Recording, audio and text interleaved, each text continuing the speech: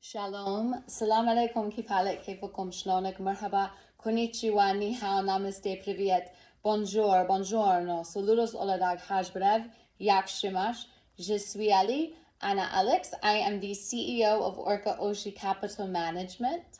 Shout out to my partner Ronnie, BTS, an electronic dance music DJ. And unless you all can find something from ChatGPT, I believe we are the first minority, first multi-ethnic, multi-gender, definitely under 40 founded fund on Wall Street. So, as an emerging manager, Bisos, Besus, Bachi, and Habek.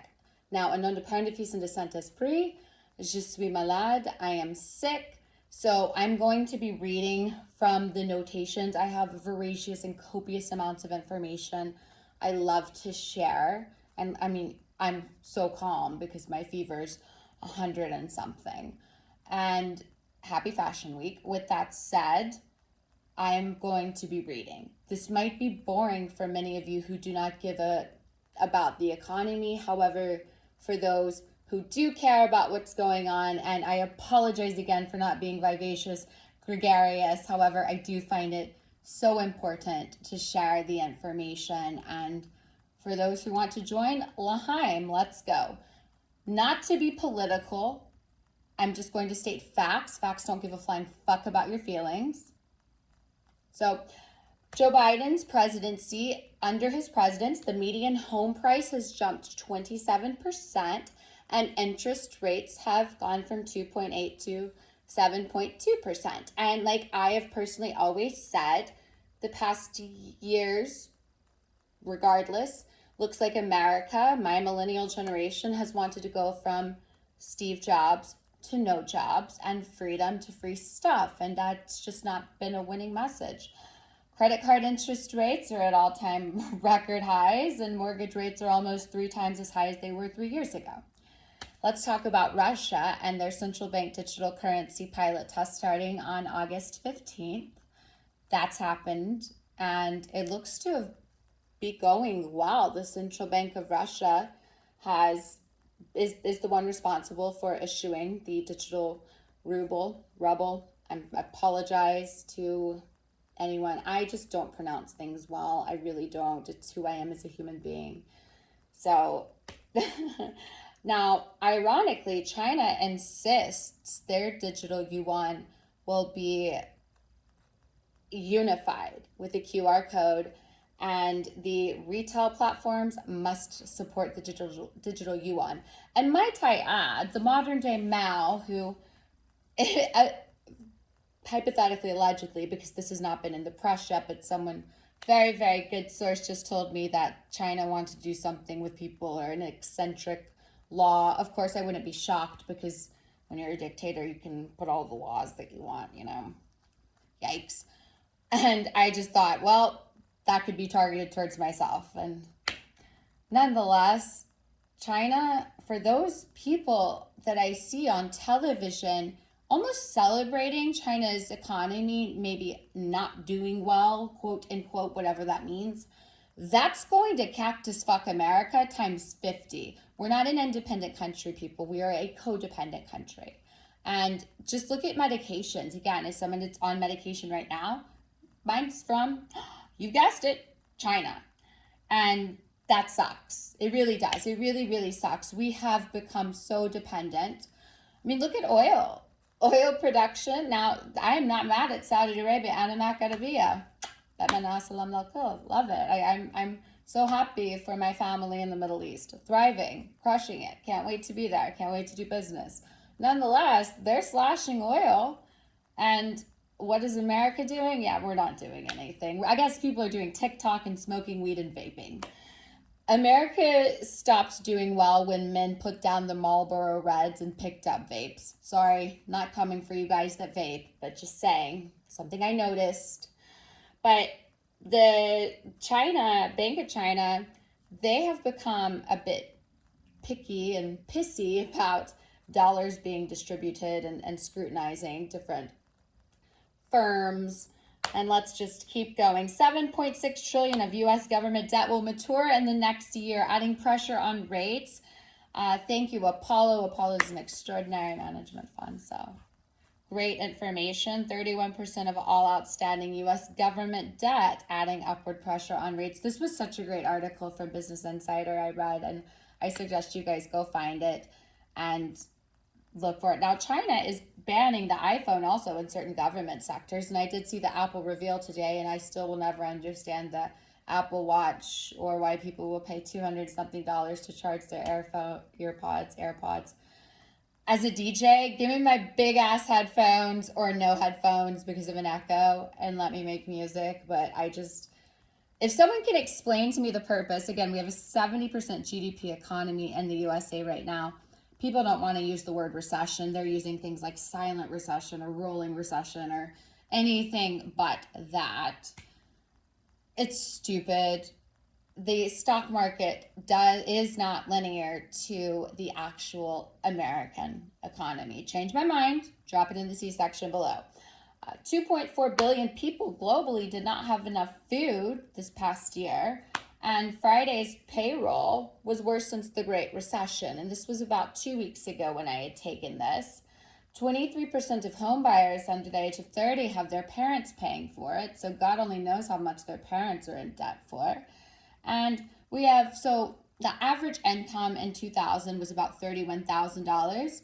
In 23 years, 2023, the average median income is $36,000. So way to go, America. In 23 years, $5,000. That doesn't make sense, being the home costs, I want to say maybe 150K now, 410K. And this is just off the top of my head monologuing.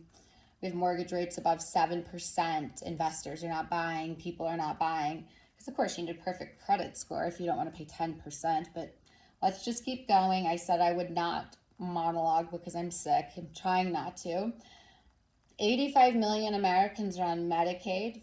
42 million are on food stamps. 43 million Americans are living in poverty. Now, this is where I have a question. Miss Janet Yellen, we all know I have towards her, not beef, but I've never seen a treasurer travel so often. I think Hank Paulson and Steve Mnuchin would have, as men, the floor would have been wiped with their whatever they're doing overseas. Now, Janet Yellen at the G20 summit made weak comments allegedly, and her statement to the press on an airplane revolving semantics was very confusing to myself, because I was thinking, is she an English teacher or is she in finance? Because I'd like to know, but what is our economy doing? Is America a powerhouse or are we not? And she was speaking on semantics, and I'm thinking, girl, you are printing the dollar? That is who prints the dollar, by the way. Treasury prints the dollar, the Federal Reserve distributes, and they have assets and so on, but we don't need to go there. I'm thinking, are you on shrooms? What are we doing? How's our economy doing, Miss Yellen? And I believe that men do not speak ill of her because she's a female. So I believe as a Jewish female, I am able to rightfully criticize her and also say, where the hell is Anthony Blinken? Because she has made more public appearances, and if that's what's needed, okay. But usually it's a Secretary of State that gets a lot of press traveling. Miss Yellen has gotten so much press traveling and less press about how much money she's printed, but that's okay. Let's just keep going. I'm going off script, and I'm not trying to do so because, again, if you can sit at home on Zoom and make millions of dollars talking, I don't know why she wouldn't just do that. Who wouldn't want to do that? I mean, I would personally. Maybe I'm just jealous. But wait, I'm speaking quickly. Okay. Russia's becoming increasingly dependent on Chinese banks as its yuan borrowings more than quadruple. Are we shocked? Let's not forget the de-dollarization project of 2013-14. Go read those 38 amendments plus, and don't call everything that you see de-dollarization. For example, let's go to Argentina, and I'm going totally off script, but I want to just plug Argentina very quickly in relation to their election for the sovereign debt junkies, and I'm someone who enjoys things like that as well. Massa, and we're not talking about Massa from SoftBank, who, by the way, amazing, right? Incredible. But we're talking about Massa, the president, who, yeah, sure, he might have inflated the currency 116%, but it's a sovereign debt junkies billion-dollar really brainiac because of men believe that Argentina would get out of debt best with the best political climate, then that's who I would vote for president, hypothetically, allegedly, if I lived in Argentina. Se donde eres les caliente latinas? I don't really know what to say, except I thought I wanted to plug that, because before I talk about credit card delinquency rates, 9% for some borrowers, foreclosure activity reports get 22% up from a year ago, and zombie foreclosures at 13.9%. We're a struggling nation, and what Miss Yellen did, she did this at G20. Let's see, agreed to boost and reform multilateral development banks for the benefit of struggling nations. Yeah, what the fuck does that mean? Are we a struggling nation yet? Because I believe we are. Anytime I see veterans on the street, America, in my opinion, is like the beta sugar daddy that doesn't know what's going on, and people just keep asking and asking and asking, and we're not getting anything from it. We're not getting an invitation, and that's probably a terrible example to use, but it's just one that is off the top of my head. Yikes. And I say that not because I have ever done that in my life, but I just, we live in a social media generation era where other women, no judgment, brag about it. So I've had a lot of reading, and please believe that. Do not even come for me. I probably shouldn't have used that as an example, but it's true. And I think you all could visualize it like that. I'm probably going to regret that. Should I edit it? No, I said it. I said what I said. The credit card debt recently, though, is very, very bad. $43 billion in additional credit card during Q2 that ended in June. And that's more than triple. Yay, America, see, we're thriving in the worst realms possible. Yikes. Am I reading this right? Triple the average amount of new debt households have taken on in that period since the Great Recession. Okay, I was blackout drunk then, so I don't really remember, but I've done a lot of course research, and I'm much more professional than I probably seem in these videos. Granted, I am speaking factual truth and raising really good red flags and questions in relation to, is the American economy as fucking fantastic as people seem? And again, raising the red flag of people talking about how great it is, China's economy's failing, and I'm going, hard stop. Not for who? Because that's only going to hurt America even more. Okay, no? All right, great. Don't even. I give up. I want to clear something up too, by the way, as I start to end this video. Brics, Brazil, Russia, India, China, South Africa. They did add 6 countries. Saudi Arabia. So now people can actually say Saudi Arabia, because I kept hearing people say Saudi Arabia incorrectly. Misinformation. How come misinformation's never flagged in finance, people? Make it make sense, but nonetheless. Saudi, Iran, Ethiopia, Egypt, Argentina, and the United Arab Emirates. By the way, you all, Dubai is not a country. That's I'm not dependent if in a sentence pre. Dubai is not a country. The United Arab Emirates is a country where Dubai, the city, is located. It's also one. I don't even want to get into the Emirates in this but nonetheless, what can I say? These are things that people have actually said to me. And people have even contested that the Fed prints the money. And I just wonder, where are these strikes for misinformation from LinkedIn, YouTube, anywhere? And I read something today that I just found interesting, aside from the beige book, which I did find unique, about this revenge spending, which, again, I go back to these dating examples. Like, revenge spending sounds like what you do if you get a divorce or going through a nasty one or something, guy or girl, I guess. I don't know. I fortunately have never had that happen, and under boundaries and incentives, let's pray I never do. But revenge spending for what you missed out on, FOMO, fear of missing out, I can't relate. I cannot relate. And I was very, very enlightened with that being in the beige book. There we go. The banks have loaded up. This was my favorite headline of today, and I will stop talking so I don't just make myself sound unintelligent. Granted, again, everything I've said, challenge me, test me, debate me. The banks load up on 1.2 trillion. This is how it's written, in risky hot deposits. What? They wrote that salacious as can be. Really? That headline should be like, oh fuck, why do banks own $1.2 trillion in hot risky assets? Not making it sound like, I don't know, sexual, which it does. It sounds kind of, gives me an ick. I don't like it.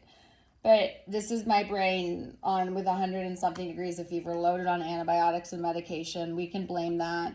We can also blame the APR of credit cards, 28%. You all, this is what that means. That means that if you go to the grocery store and you buy groceries with your credit card, you're paying 28% on your steak or your meal that you're cooking. And now let's talk about student loans.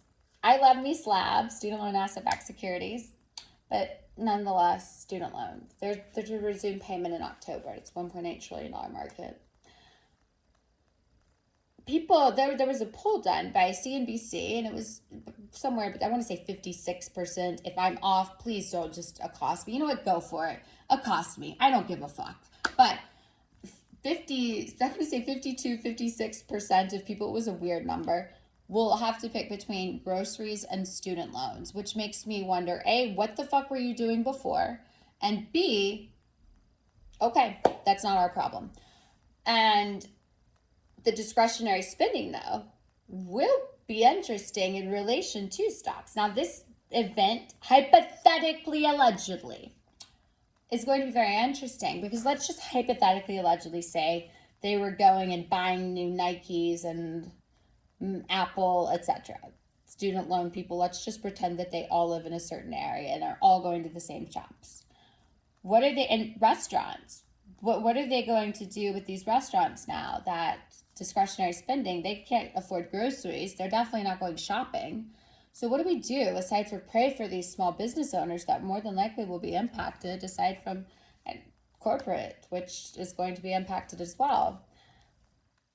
What do you all think is going to be and what's America going to look like when the Ukraine-Russia war ends and if China invades Taiwan? I will leave you all with that. And habak shitim te amo, bisu besu bachi. I love you all. I am so sorry that I'm sick. Ana Mareda, Ana Moshaba.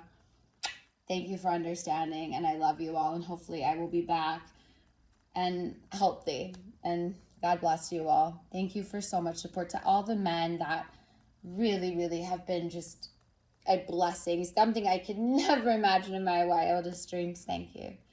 You put the men in mentor because I'm so blessed, and I just want to give a shout out to every man that I'm so appreciative. Thank you for mentoring me. Thank you for believing in me. Thank you for saying that intellect is something and this, numbers, data, stats, analytics, women lie, men lie, metadata doesn't. And as someone in tech, I look forward to building things as well. But I just have to shout out my mentors. You guys are incredible.